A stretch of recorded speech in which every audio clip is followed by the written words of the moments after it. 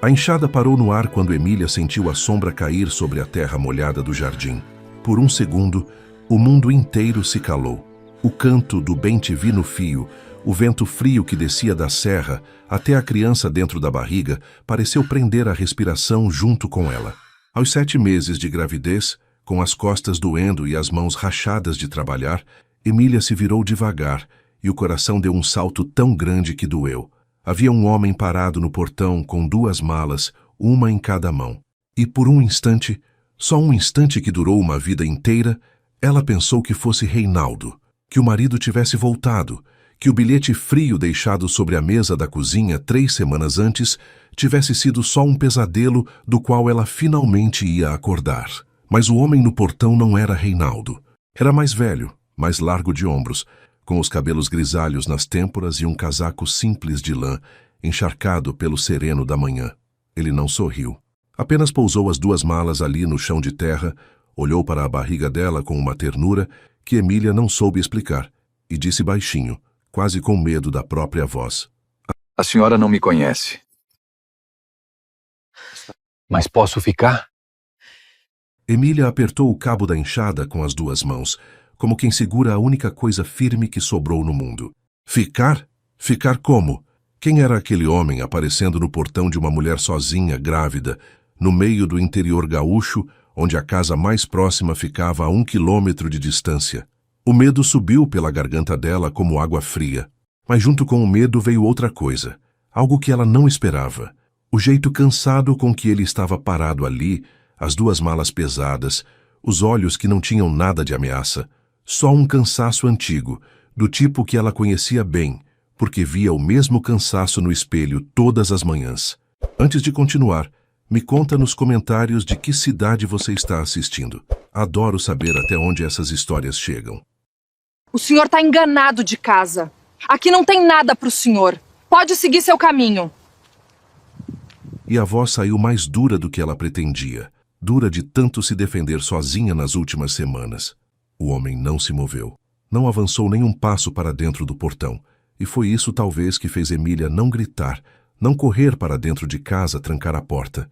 Ele respeitou aquela linha invisível entre o mundo dela e o mundo de fora. Ficou do lado de lá do portão de madeira torto, que rangia com o vento, e apenas baixou a cabeça um pouco, como quem pede licença até para respirar. Eu sei que a hora é ruim, minha senhora. Sei que apareço do nada. Ele engoliu em seco, e Emília viu o pomo de Adão dele subir e descer. Meu nome é Pedro. Eu não vim tirar nada da senhora. Vim... Ele parou, procurou a palavra como quem procura uma chave perdida no fundo do bolso. Vim trazer uma coisa. Uma coisa que devia ter chegado aqui faz muito tempo. Uma rajada de vento gelado passou entre eles, levantando as pétalas soltas das rosas que Emília cultivava ao longo da cerca. Aquele jardim era a única beleza que restava na vida dela. Enquanto tudo desmoronava, o casamento, o dinheiro, a saúde da mãe que se fora havia apenas 2 meses, as flores continuavam nascendo, teimosas, coloridas, vivas, como se não soubessem que a dona delas estava por um fio. Emília cuidava daquele jardim como quem reza, e agora um estranho estava parado bem ali, na frente das suas flores, dizendo coisas que não faziam sentido. Trazer o quê? Ela perguntou desconfiada. Pedro olhou para as malas no chão, depois olhou para o céu, onde nuvens pesadas e escuras se acumulavam sobre os morros. Ia chover.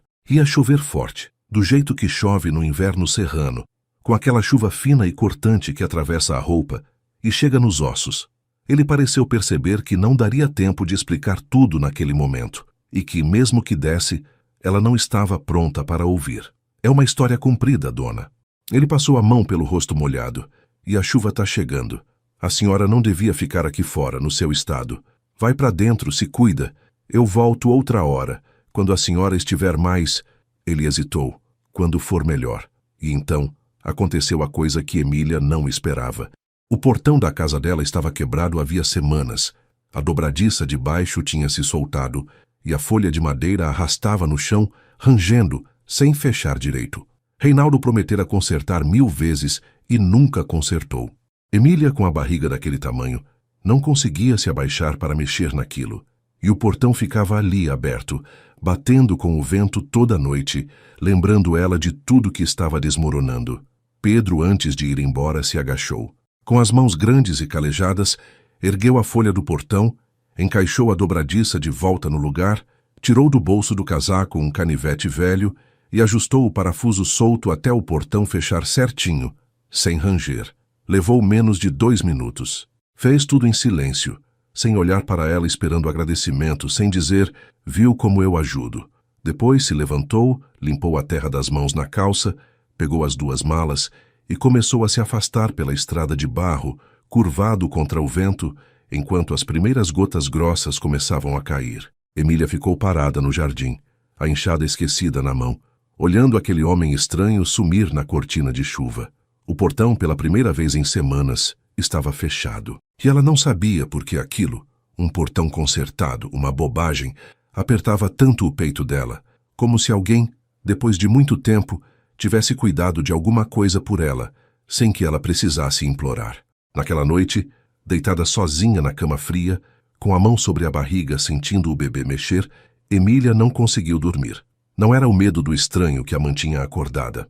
Era a pergunta dele ecoando no escuro, teimosa como as flores dela. Posso ficar? Ficar para quê?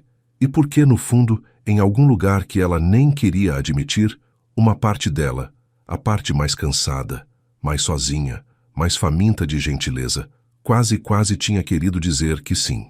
A casa de Emília tinha o silêncio de um lugar onde alguém já foi feliz. Era uma casa pequena, de madeira, dessas que os colonos italianos construíram há gerações naquela região da serra, assoalho que rangia, fogão a lenha na cozinha, paredes que guardavam o cheiro de anos de polenta, de café, de vida. Só que agora o silêncio era outro. Era o silêncio que fica depois que as vozes vão embora. Toda manhã, Emília acordava antes do sol. O corpo grávido pesava, mas ela se levantava assim mesmo, porque parar era perigoso. Parar era abrir espaço para os pensamentos. Acendia o fogão, esquentava a água e tomava o chimarrão sozinha na mesa da cozinha, olhando a cadeira vazia do outro lado. Não a cadeira de Reinaldo, a cadeira da mãe. Dona Nair tinha sentado ali todas as manhãs dos últimos anos, depois que a doença a impediu de trabalhar, e as duas conversavam sobre bobagens, sobre as flores, sobre o tempo, sobre a vida. Fazia 2 meses que a mãe se fora. E o buraco que ela deixou era tão fundo que Emília às vezes tinha medo de cair dentro dele e nunca mais sair. O bilhete de Reinaldo ainda estava na gaveta. Ela não teve coragem de rasgar. Emília, não dá mais. Não sirvo para isso. Cuida de você. Só isso. Nenhuma palavra sobre o filho que estava a caminho. Nenhuma explicação sobre as dívidas que ele deixou. O financiamento do trator atrasado, a conta na venda do seu Aldo, o empréstimo que ela nem sabia que ele tinha feito. Reinaldo simplesmente sumiu numa madrugada. Levou a caminhonete e deixou para trás uma mulher grávida, uma casa hipotecada e um monte de contas com o nome dela junto. Cuida de você. Como se cuidar de si mesma fosse simples, como se ela tivesse escolha. Mas Emília não se permitia chorar de manhã. Chorar era para a noite quando ninguém via. De dia ela trabalhava, e o trabalho dela agora era o jardim. Aquele jardim tinha sido da mãe. Dona Nair começou a plantar flores ainda menina, trazendo mudas da casa da avó, e a coleção foi crescendo ao longo dos anos. Rosas de todas as cores, hortênsias azuis que ficavam enormes no verão, cravos, margaridas e um canteiro inteiro de flores do campo que ninguém plantava. Elas simplesmente vinham ano após ano como um presente. Quando a mãe adoeceu, Emília assumiu os cuidados, e quando a mãe morreu, o jardim virou a única coisa que ainda a ligava a ela. Cada rosa que ela podava, cada canteiro que ela regava, era uma conversa com Dona Nair. Um jeito de dizer, estou aqui, mãe. Ainda estou aqui. Não desisti. Naquela manhã, 3 dias depois da visita do estranho, Emília saiu para o jardim e parou surpresa no meio do caminho. Alguém tinha deixado, encostado na cerca, um saco de esterco curtido, desses caros que ela não podia comprar havia meses. E ao lado um regador novo de metal, substituindo o velho de plástico rachado que ela vinha usando remendado com fita. Não havia bilhete, não havia nome, mas Emília não precisava de nome. Ela sabia, o tal Pedro não tinha ido embora de verdade. Estava hospedado na pensão da dona Zélia, no vilarejo, a uns 3 quilômetros dali. Emília soube porque a dona Zélia era prima de uma vizinha, e no interior nada fica escondido por muito tempo. Um homem quieto, disseram, educado, paga em dia, come pouco, passa o dia sumido e volta de noite. Ninguém sabia direito o que ele fazia ali, mas Emília começou a desconfiar, porque as coisas começaram a aparecer. Uma semana depois foram as telhas. Emília tinha uma goteira no quarto que pingava toda vez que chovia, e ela colocava uma bacia embaixo, resignada. Numa tarde, voltando da venda, encontrou a goteira consertada, as telhas quebradas, trocadas, o forro seco. Outra vez, foi a lenha. A pilha ao lado do fogão, que estava quase no fim e que ela não tinha forças de repor no seu estado, amanheceu cheia, empilhada certinho. Sempre sem bilhete, sempre sem que ela visse, sempre no silêncio. E aquilo, em vez de acalmar Emília, começou a irritá-la, porque ela era uma mulher de orgulho. Uma mulher que aprendeu desde cedo que favor tem preço, que ninguém dá nada de graça, que quando um homem faz coisa por uma mulher, é porque quer alguma coisa em troca. Ela tinha visto isso a vida inteira, e não ia ser diferente com aquele Pedro, por mais quieto que ele fosse. Então, numa manhã de sol raro, quando ela avistou a figura dele na estrada, carregando um rolo de arame para consertar a cerca dos fundos que os porcos do vizinho viviam derrubando, Emília largou a enxada, foi até o portão que ele consertou, e o esperou com os braços cruzados sobre a barriga, o rosto fechado. "O senhor pode parar com isso", ela disse antes mesmo que ele chegasse perto. A voz tremia, não de medo, mas de uma raiva cansada. "Eu não pedi, não quero, não sei o que o senhor está querendo, mas eu não tenho nada para dar em troca. Nada. Tô grávida, tô sozinha, tô devendo até o ar que respiro. Então, seja lá o que o senhor veio buscar aqui, o senhor não vai achar." Pedro parou, pousou o rolo de arame no chão devagar, e quando ele olhou para ela, os olhos dele estavam marejados. Não de mágoa pelo que ela disse, mas de uma dor mais funda, mais velha, que Emília não entendeu. "A senhora tem toda a razão de desconfiar", ele disse com a voz rouca. "Toda a razão.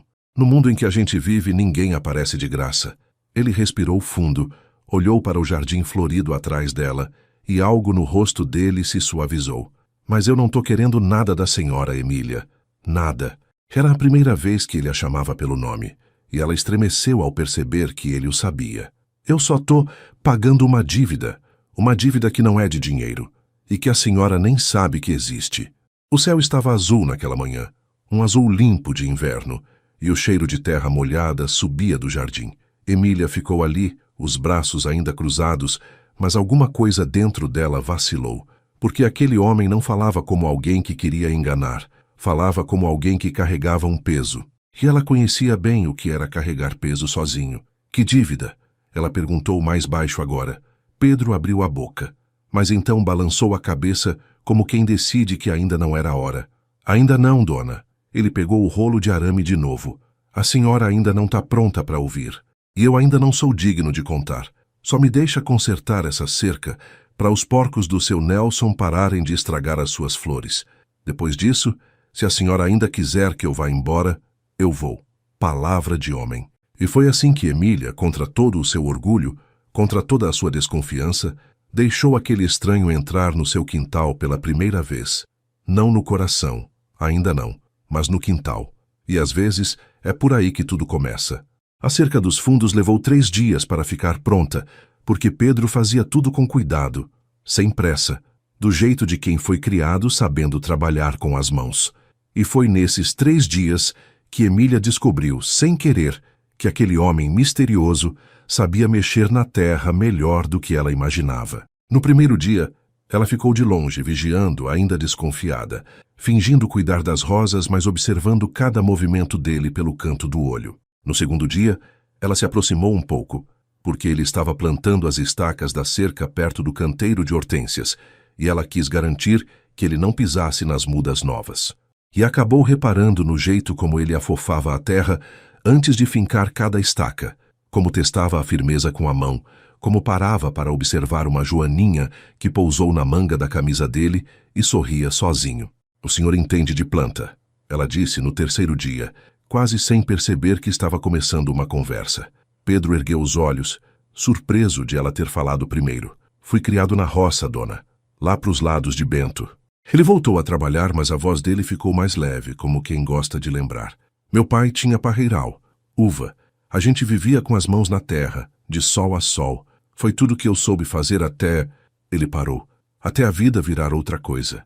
Emília se sentou num toco de madeira, porque a barriga já não deixava ela ficar muito tempo em pé. O sol da tarde caía morno sobre o jardim, e o bebê estava quieto, como se também escutasse. Que outra coisa? Ela perguntou. Pedro parou de trabalhar. Sentou-se no chão ali mesmo, de frente para ela, limpando a terra das mãos. E pela primeira vez ele contou um pedaço de si. Eu tenho umas vinícolas, dona. Umas empresas.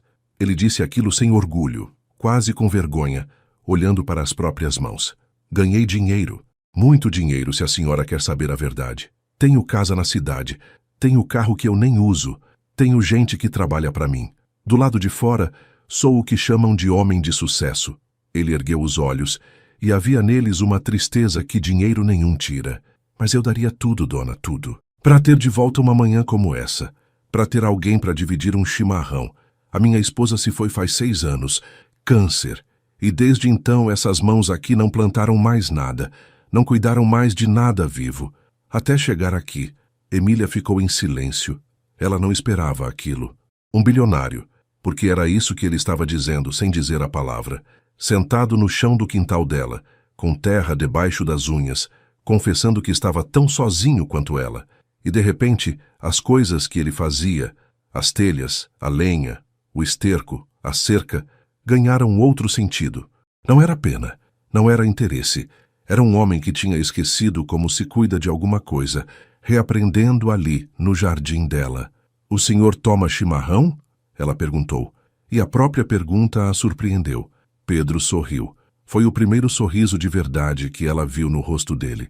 Um sorriso que tirou 10 anos da cara cansada. Bah, dona, se eu tomo. Ele riu baixinho.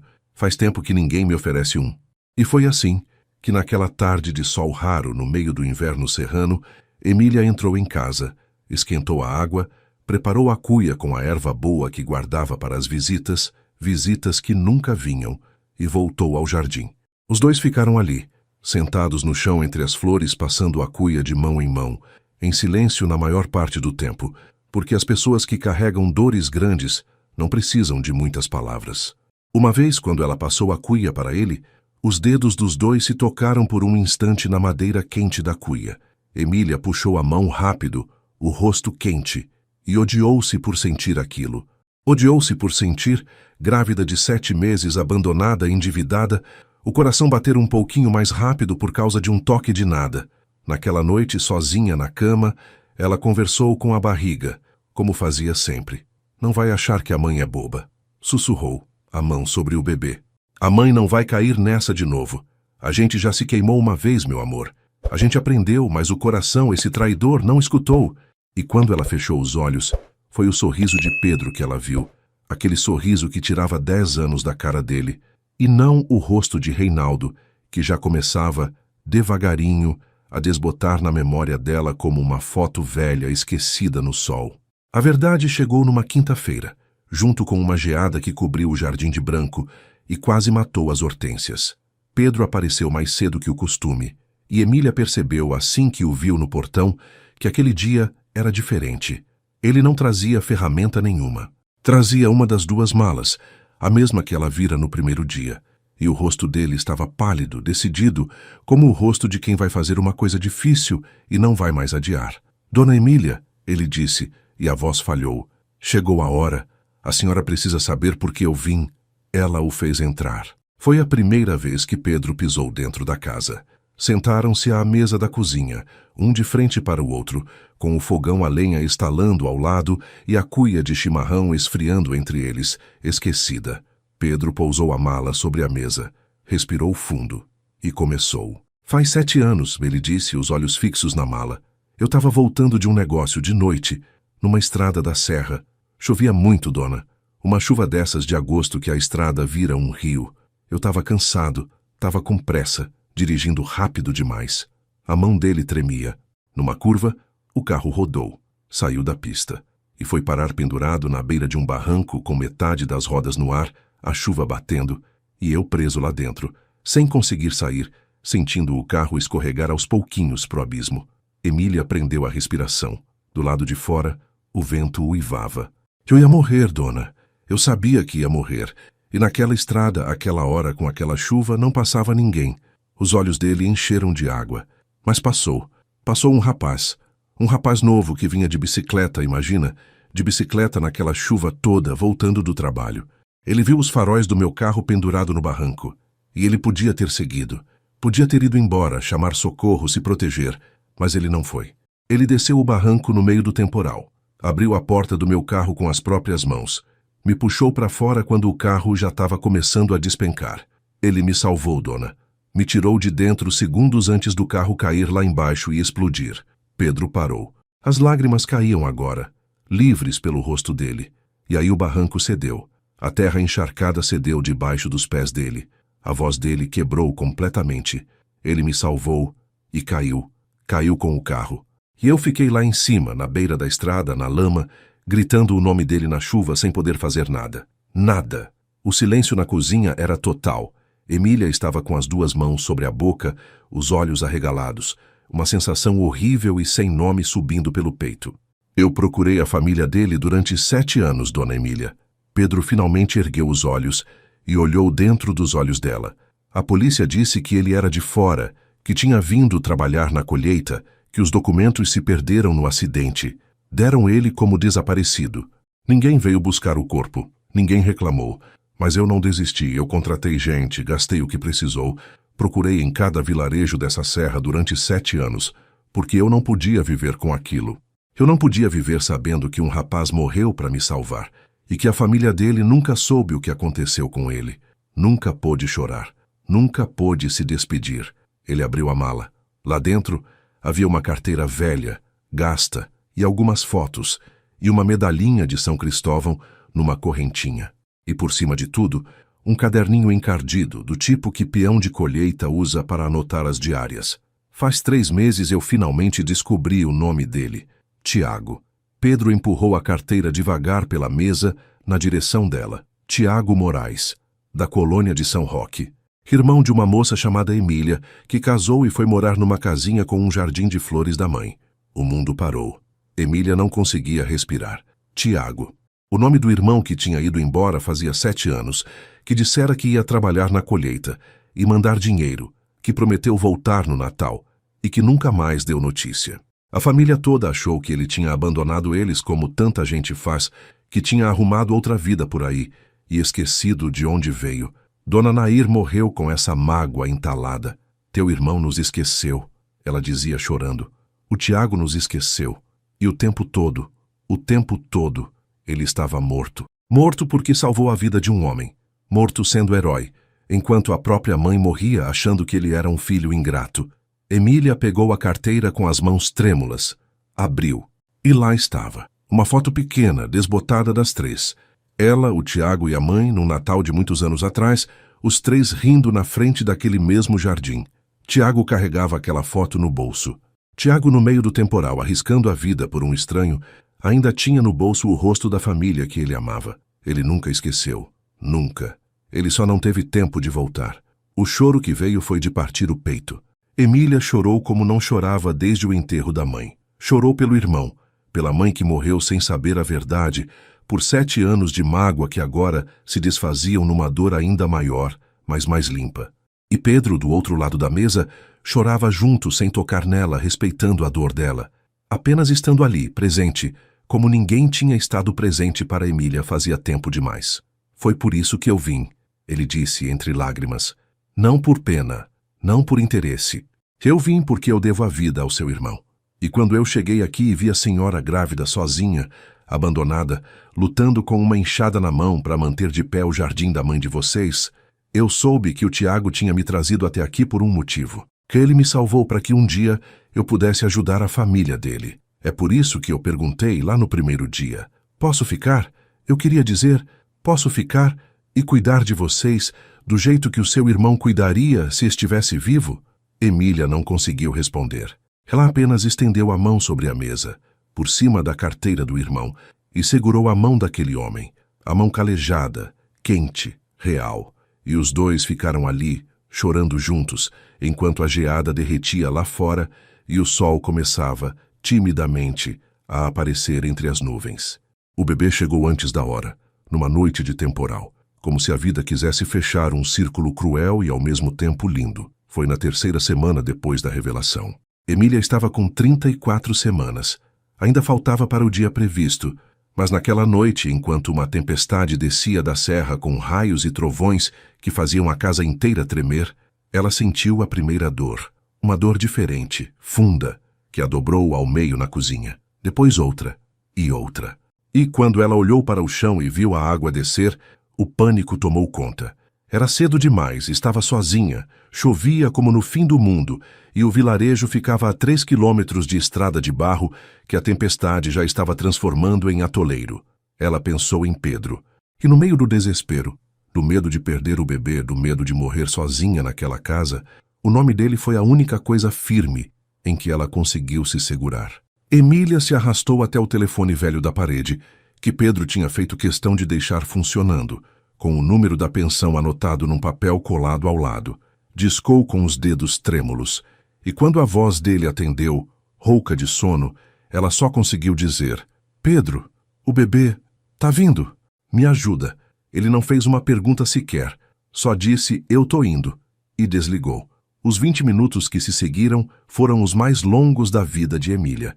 Ela se encolheu no chão da cozinha, entre as contrações, conversando com o bebê, implorando para que ele aguentasse, para que os dois aguentassem, e através do barulho da chuva, ela ouviu o motor de um carro derrapando na estrada de barro, e depois passos correndo, e a porta se abrindo, e Pedro, encharcado, descabelado, com o rosto branco de medo, se ajoelhando ao lado dela e pegando a mão dela nas suas.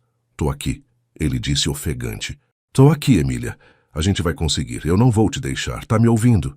Eu não vou te deixar." E não deixou. Ele a ergueu do chão com uma delicadeza imensa, cobriu ela com o próprio casaco e a carregou no colo até o carro em meio ao temporal, protegendo a cabeça dela da chuva. Dirigiu pela estrada alagada com uma calma que ela não sabia de onde ele tirava, falando com ela o tempo todo, mantendo ela acordada, mantendo ela firme.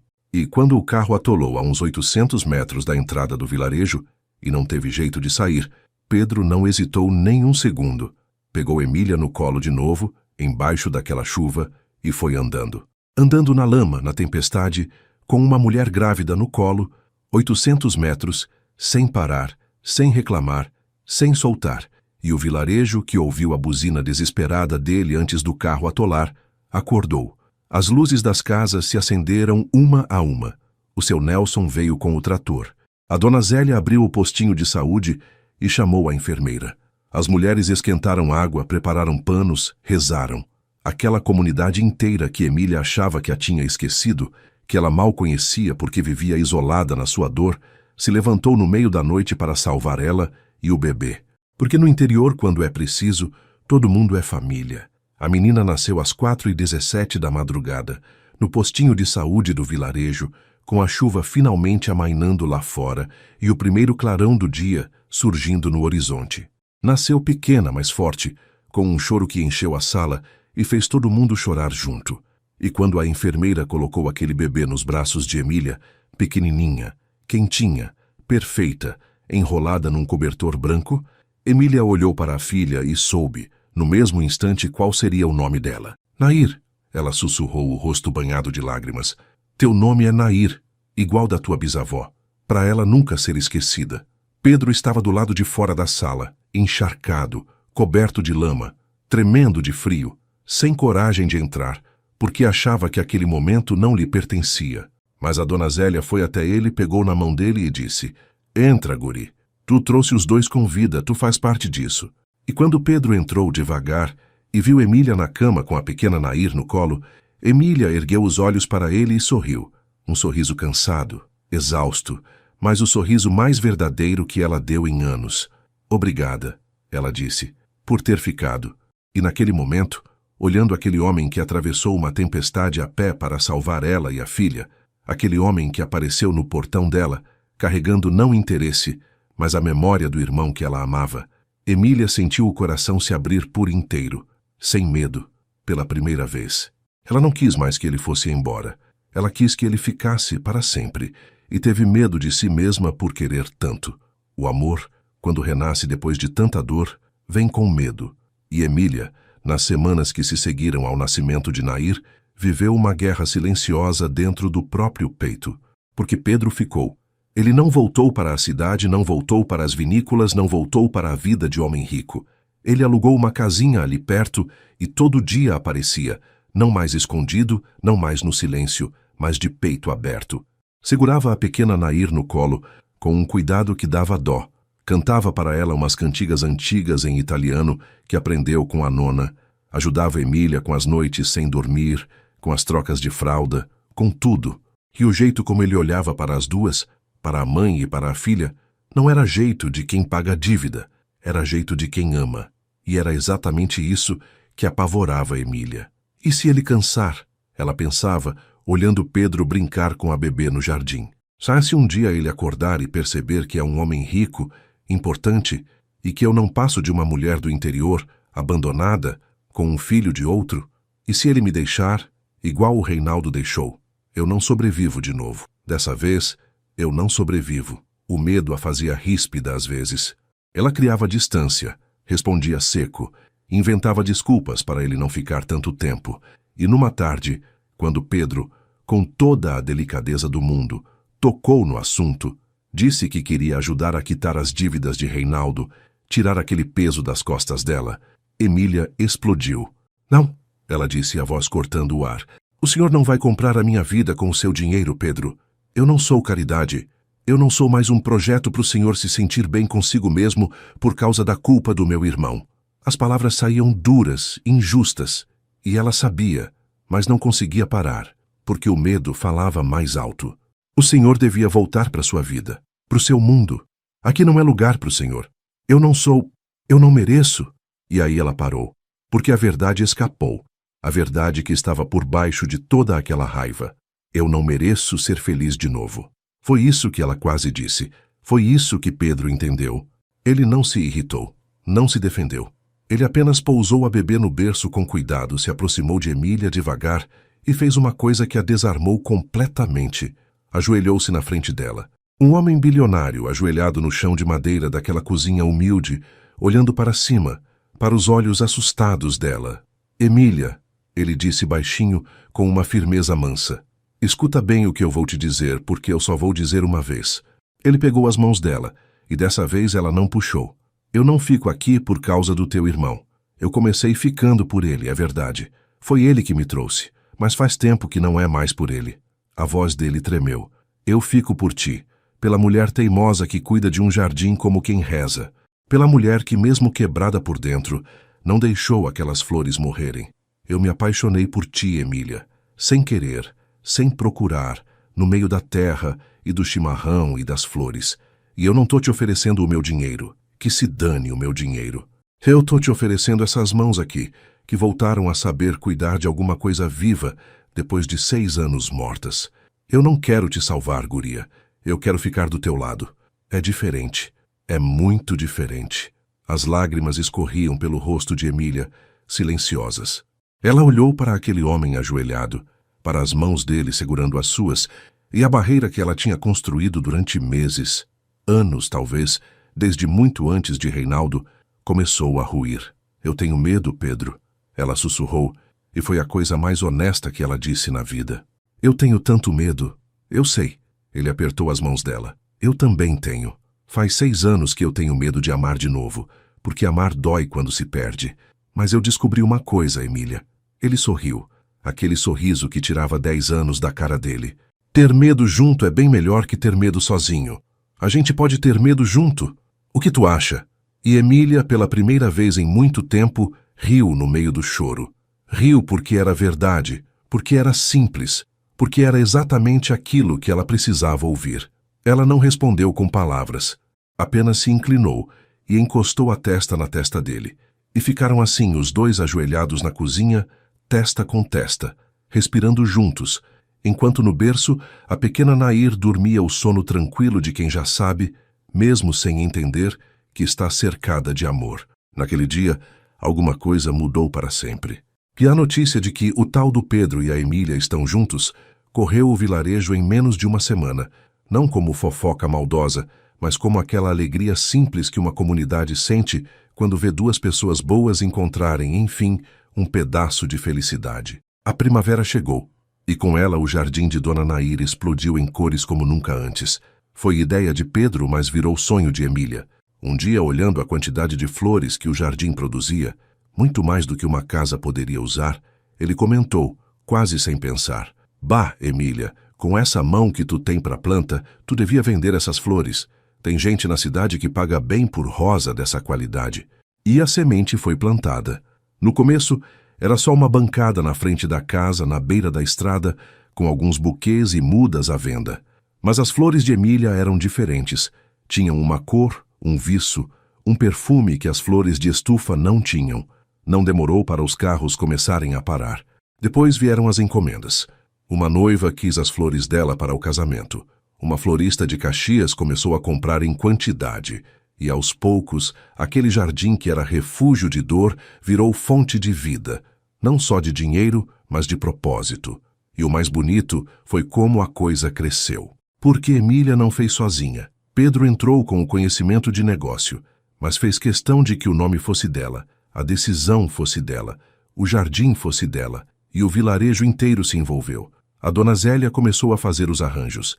As filhas do seu Nelson ajudavam na colheita. Um rapaz que estava desempregado virou o responsável pelas entregas. As mulheres da comunidade, muitas delas também sozinhas, também cansadas, também esquecidas, encontraram naquele pequeno negócio de flores um lugar onde eram úteis, onde eram vistas, onde tinham valor.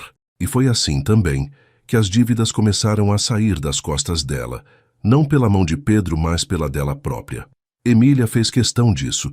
Cada encomenda entregue, cada balde de rosas vendido, ela separava uma parte para pagar as contas que Reinaldo tinha deixado com o nome dela. Pedro se ofereceu mais de uma vez para quitar tudo de uma vez só, e toda vez ela recusou teimosa. "Essas contas são minhas, Pedro. Foi o meu nome que ficou nelas, e vai ser o meu trabalho que vai limpar elas." Ele entendeu e respeitou. Levou meses, mas num dia de setembro, quando ela pagou a última parcela do financiamento na venda do seu Aldo e recebeu o papel dizendo que estava tudo quitado, Emília chorou parada no meio da rua, não de tristeza, mas de orgulho. Ela tinha se reerguido com as próprias mãos. O jardim da mãe tinha salvado a filha. Emília, que meses antes era a mulher isolada na sua dor, tornou-se o coração de uma pequena rede de gente que se ajudava. E ela, que só sabia receber ajuda com desconfiança, aprendeu a dar. Quando soube que a dona Zélia estava com dificuldade para pagar o remédio da pressão, foi Emília quem, discretamente, deixou o dinheiro num envelope debaixo da porta, do mesmo jeito que Pedro fazia com ela no começo, no silêncio, sem esperar agradecimento. Ela tinha aprendido. A bondade que ela recebeu tinha virado bondade que ela dava. E é assim que a bondade funciona. Ela nunca acaba na primeira pessoa. Ela sempre transborda. Numa tarde de domingo, o vilarejo organizou um almoço comunitário no salão da igreja para comemorar a colheita, e sem dizer com todas as letras, para comemorar a Emília e o Pedro.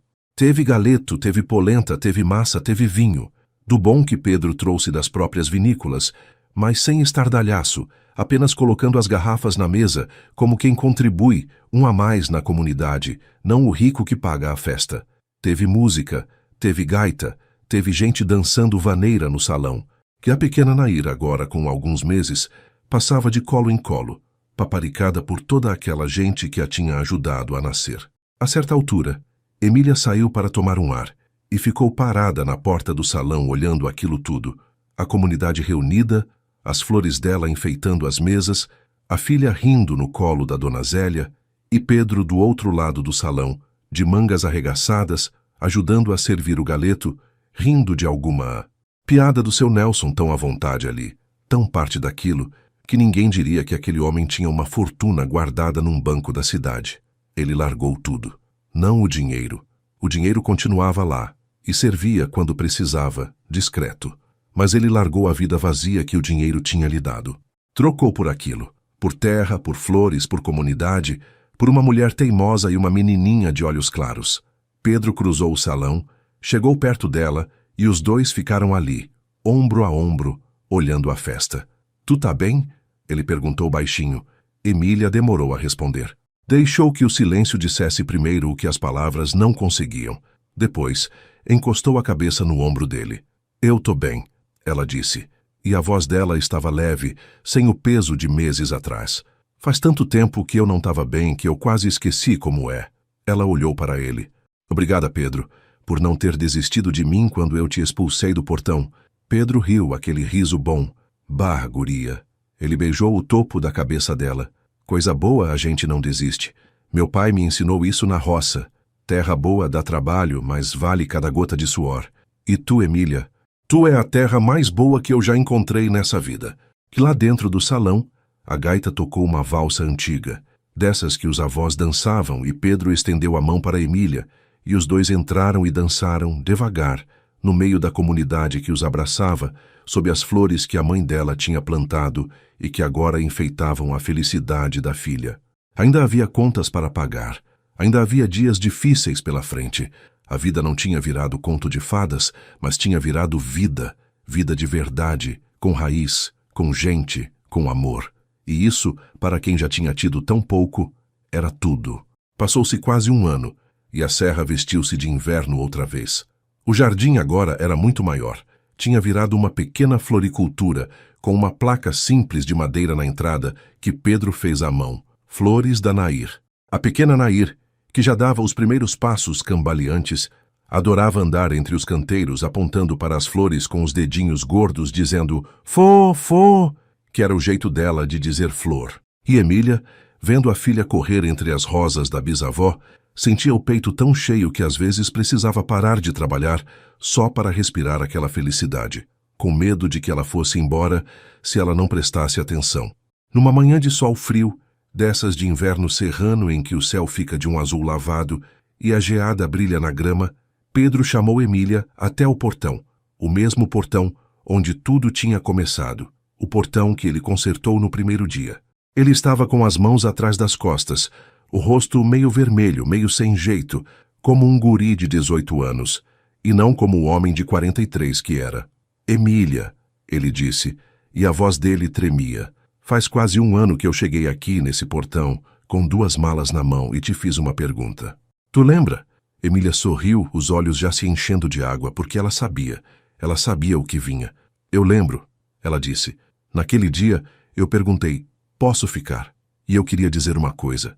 Ele respirou fundo. Queria dizer, posso ficar para pagar uma dívida? Posso ficar para consertar umas telhas, uma cerca, um portão? Ele tirou as mãos de trás das costas, e numa delas havia uma caixinha, simples, de veludo gasto, que ele abriu com dedos trêmulos, revelando um anel fino e delicado. Mas hoje, Emília, eu vim te fazer a mesma pergunta com outro sentido. O sentido que ela sempre teve lá no fundo, desde o primeiro dia, mas que eu tinha medo de dizer.